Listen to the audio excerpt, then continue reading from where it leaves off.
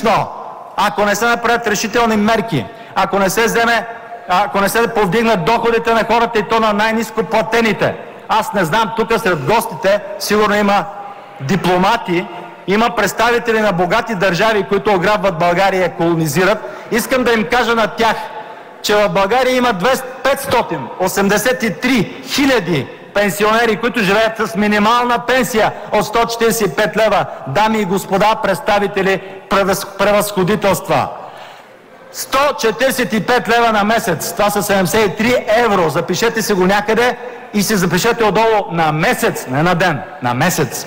И предайте на вашите правителства, че в България повече от половин милион души живеят така. И се заинтересувайте най-после от това как живее народа в България. Не дейте да идвате тук с надути бузи и да не обяснявате как се прави демокрация от Брюксел. Елате да видите как живее българския народ. Елате да видите как живеят инвалиди, които не могат да си купят лекарства и не могат да си вземат асистент. Елате да видите как живеят 2,5 милиона пенсионери, които са работили цял живот за България. И тогава ни учете на демокрация. През всички тия 23 години вие, представителите на Европейския съюз, не казахте една дума за корупцията в България, за ограбването, за приватизацията, за колонизирането на държавата, която ни превърна в страна от третия, не четвъртия, от петия свят, защото в момента нашите доходи са по-ниски от доходите на редица африкански държави. Нищо не казахте по този въпрос, само препявахте едно и също.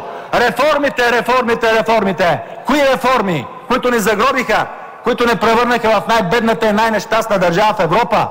Тези реформи, ние от Атака, българските националисти, казваме не на тези реформи. Ние искаме приватизацията да се разгледа от начало до край. Ние искаме концесионните сделки да се разгледат от начало до край и да бъдат прекратени тези, които ограбват по няколко милиарда на година от нашите златни находища. И това го знаете всички, не си правете оглушки. Десетки пъти го казвах от тази трибуна. Десетки пъти казвах: Борисов, прекратете тая концесия. Мълчание. Защо? Защо? Защо допуснахте да ни ограбват? Защо допуснахте през всички тия години и другите правителства, които бяхте, България да затъва, да затъва, да затъва и сега ще започваме отново. Сега ще се прераждаме. Те някои хора не могат да дишат вече. Ако не се направят решителни мерки, ако не се повдигнат доходите на хората и то на най-ниско платените. Аз не знам, тук сред гостите сигурно има дипломати, има представители на богати държави, които ограбват България и колонизират.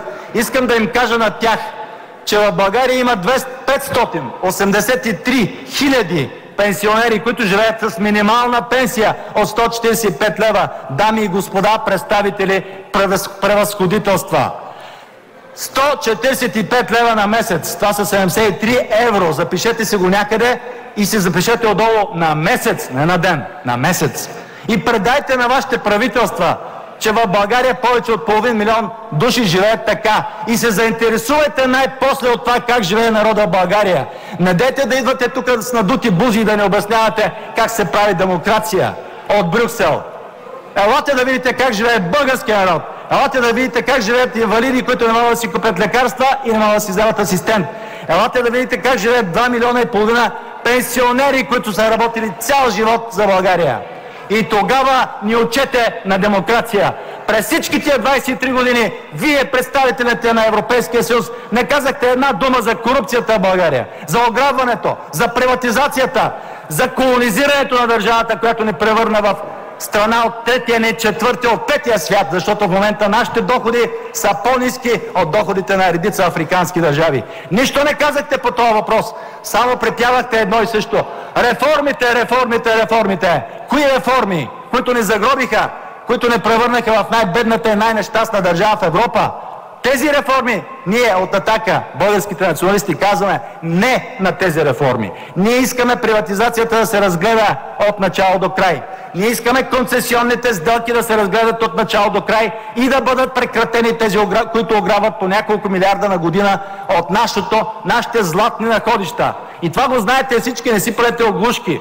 Десетки пъти го казвах от тази трибуна. Десетки пъти казвах: Борисов, прекратете тая концесия. Мълчание. Защо? Защо? Защо допуснахте да ни ограбват? Защо допуснахте през всички тия години и другите правителства, които бяхте, България да затъва, да затъва, да затъва и сега ще започваме отново. Сега ще се прераждаме. Те някои хора не могат да дишат вече.